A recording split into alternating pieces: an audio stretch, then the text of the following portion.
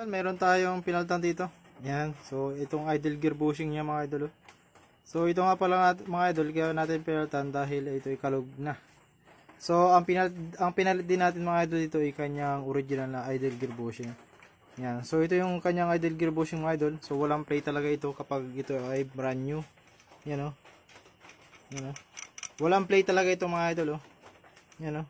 So, ito yung tinanggal natin, yung stock niya na original. So, tapos ang pinalit din natin na yung original. Yan. So, ito na siya mga idol. Wala na siyang kalog o. So, ang iingatan kasi natin dito mga idol, yung kanyang clutch housing, starter gear, saka yung gear. Yan. Yung tatlong yan mga idol, napakahalaga nito para sa kick gear mga idol. Kapag nagpingas ang isa dyan, damay na lahat ito mga idol. Ano? Yun lang mga idol. Salamat. Alright. So ganito lang mga ideas, mag-asimbol ng piston rings. So ito yung tinatawag na oil ring, expander ring. Ito yung dalawang manipis, yung kanyang oil ring. Expander ring, oil ring, dalawa manipis, at wiper ring. Yung dito sa edges nya, pag matalas, ito yung sa inyong second ring. At yung compression ring, first ring na tinatawag, ito hindi matalim dito. Yung iba meron niyang palatandaan dito, nakasulat na T, T1, T2 sa ibang ring. So, kapit natin. Unahin natin yung expander ring. Ang expander ring dito sa intake.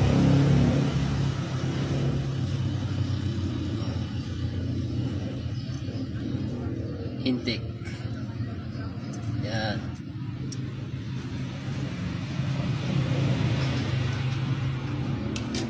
Tapos yung dalawang oil control ring dito yan sa exhaust space.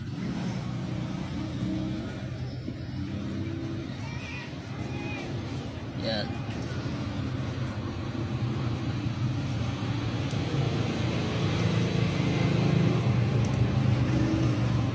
Yan. Tapos yung isa dito sa kabila, cross pattern.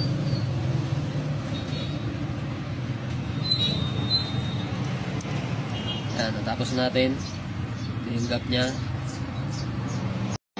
Kung magtatanggal kayo ng nut mga boss, mayroon yung nut sa loob, kailangan tanggalin yung tatlong tornilyo na yan, oh.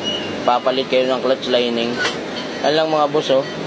Gamit kayo niyang gear pangontra para hindi umikot. Kung may gear kayo o kaya flat screw, kinakalang lang sa gear mga boss. O ganyan lang ang tekniko.